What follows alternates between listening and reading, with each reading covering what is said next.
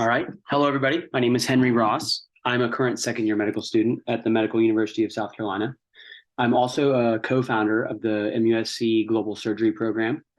Before I get into it, I just want to thank you all for giving me the opportunity to present at the inaugural virtual abstract competition. This is awesome. So what is global surgery? What is global health? So global surgery is, in fact, global health. Paul Farmer, who is an infectious disease doctor, promoted the importance of medicine and surgery working together hand in hand. He calls surgery the neglected stepchild of global health. And there are a couple myths surrounding global surgery that I think contribute to the lack of global surgery becoming a major part of global health. The first one is that surgery is not a pertinent public global health issue. So it is, in fact, a global health issue because 5 billion people lack access to safe, affordable surgical care. And the poorest 33% of the world population receives only about 3.5% of surgical procedures. So increasing access to safe, timely, and affordable care in low to middle income countries is a worldwide public health priority. And surgery is a key element of primary care. We're talking about C-sections, hernia repairs, traumatic joint dislocations, that sort of thing. The second myth I'd like to touch on is that surgery is too expensive. A DALY, or disability adjusted life year, is kind of a measurement to show how much money is lost to the economy based on the disability of an individual. So to put things a little bit into perspective, emergency surgical obstetric care in Bangladesh is around $10 per DALY. And the same measles immunization in Bangladesh is around $30 per DALY.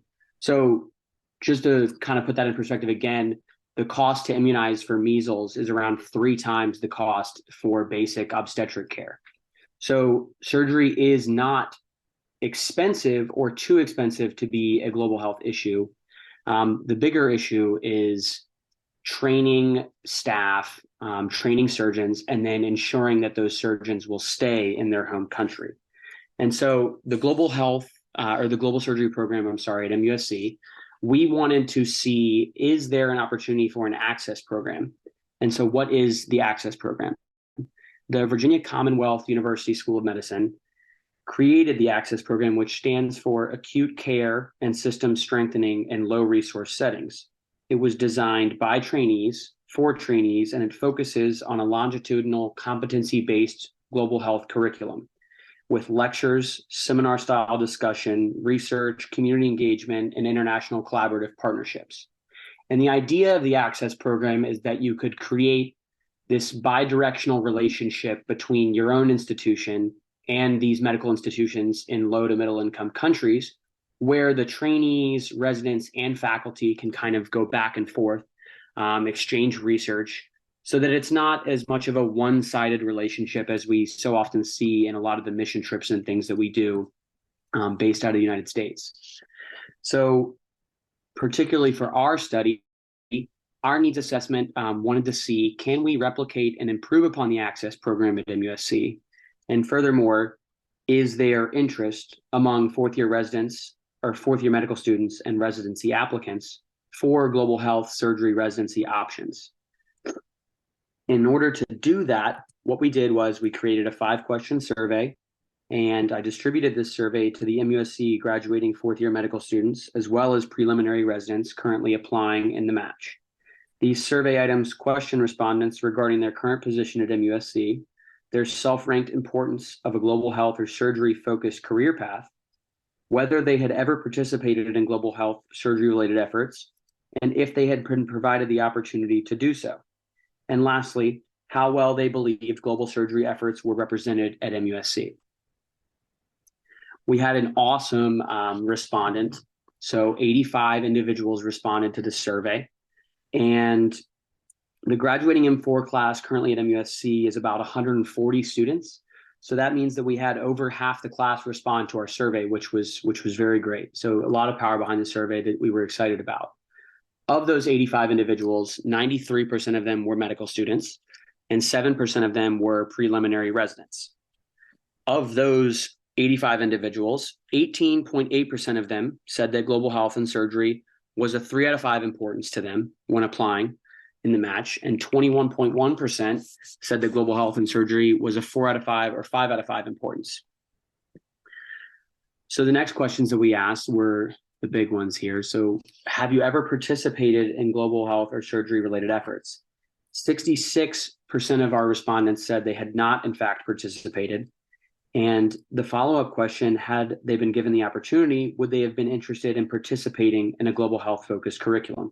We had 74% of our respondents said they would have been interested if they had the opportunity.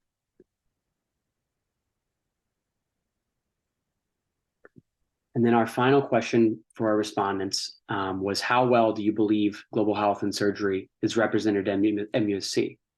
And in fact, we had 88% of our respondents said that the representation was a 3 out of 5 or below. 18.8% of those respondents ranked the representation as very poor, a 1 out of 5. And 32.9% of those respondents ranked it as poor representation, or a 2 out of 5. So this is very important for us.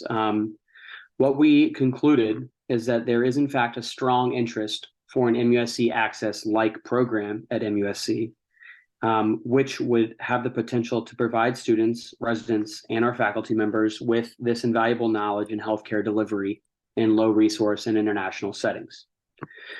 Obviously, we need further study to understand nationally generalizable data for the graduating medical student and preliminary resident attitudes towards international medicine and surgery. But what we now know is that there is a huge opportunity to create this program and build it up so that we can begin to work on creating this bidirectional relationship with LMICs. And we have already had the opportunity to do some of that through partnerships in Uzbekistan, as well as in Cape Town, South Africa. So we are very excited about the future of our program. And this data really shows us that what we're doing is important and that there is a strong interest for what we are doing. And that is all for the data that I had to present. Does anybody have any questions? Alrighty, thank you, Henry. I do have a question. So how do you foresee information being disseminated to residencies or schools in regards to global surgery? Do you see it as kind of a course-based information, or more along the lines of a club and outside of school?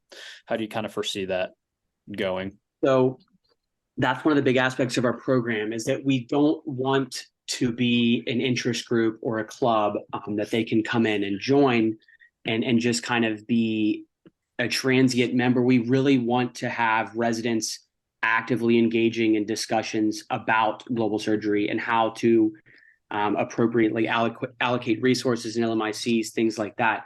We've developed a 6-month curriculum based off of VCU Access, and we are currently offering that to medical students at MUSC, but what we really would like to do is offer this to the residents. And that has created a couple problems because the residents at MUSC don't have access to the curriculum platform that we use as students. And so right now we're working to get them access to that curriculum software platform.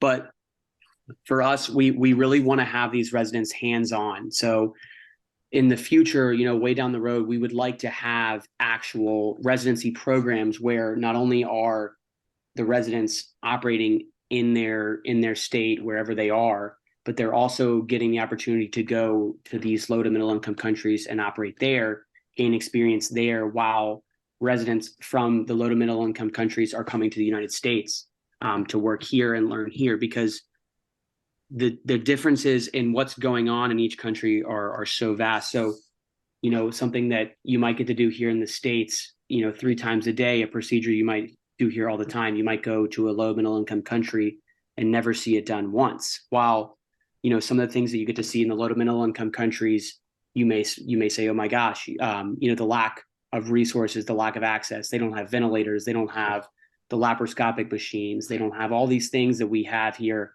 in the United States. And so the opportunity to go there and see how they operate in their setting is so valuable. And that's really what we want to offer for the residents versus, being involved in a club or saying that, I want to go on these mission trips and do this and come back, build my resume, things like that. So we really want to have a tangible longitudinal opportunity for residents.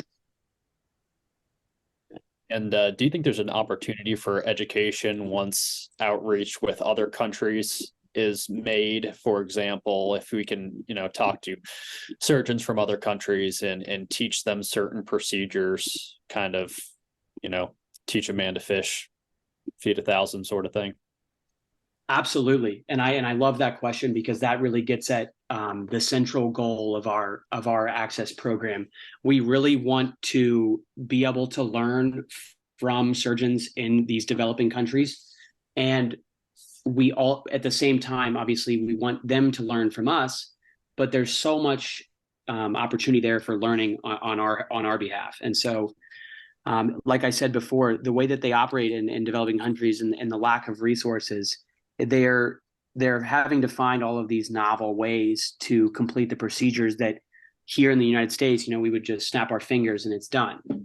And so I think that that's extremely valuable. And I think that they have a lot to offer.